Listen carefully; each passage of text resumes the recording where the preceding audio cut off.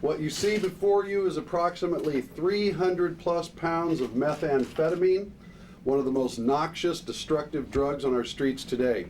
These packages represent a significant portion of the more than 330 pounds seized by agents of the Merced Multi-Agency Narcotics Task Force. Task Force agents identified a group of family members connected to New Mexico's Millennium drug trafficking cartel. The cartel's members were converting large amounts of powder methamphetamine to ice methamphetamine and distributing ice methamphetamine in large quantities throughout Merced County. Powder methamphetamine is manufactured and smuggled from Mexico into the United States and converted to a high purity form of methamphetamine known as ice, is what we see here today. Due to the conversion process, cartels charge more per pound for ice and of course reap a larger profit.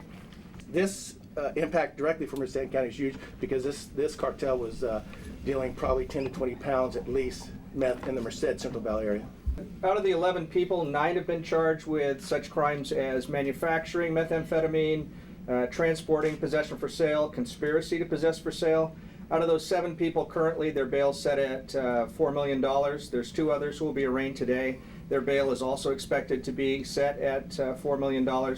And there were a couple of peripheral players who will have lesser charges. There was a ranch out the outskirts of Livingston in the county that we started with. We didn't bust it out at that time. It just began the investigation, and then it was recently a search warrant was served. And they were like criminal street gang guys that had bought from the cartel? No, they were some of the lower members trying to set up a distribution network in Merced County. And this was destined to be distributed mostly by street gangs, and that's what we've seen, this connection that's building and growing between the cartels and the street gangs, because they use the street gang members to distribute it. They dispense the violence on the streets, and then without this yield, they kind of go back and they hide under their little areas for a while, and that's a success for us, and that's what we're happy about. So we do see a drastic reduction in fights between gangs when we take out some of the supply of narcotics.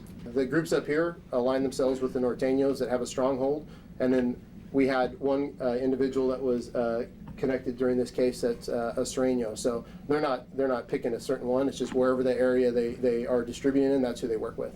And they set up alliances and they front it to them first. None of us could walk into a dealership and they're going to give us a car for free.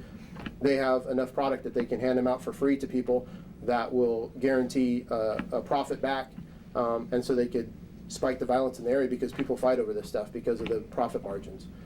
The phenomenally successful conclusion of this investigation is just one more reminder that we work most effectively when we work together, local, state, and federal, to keep transnational drug cartels from gaining an operational foothold in California.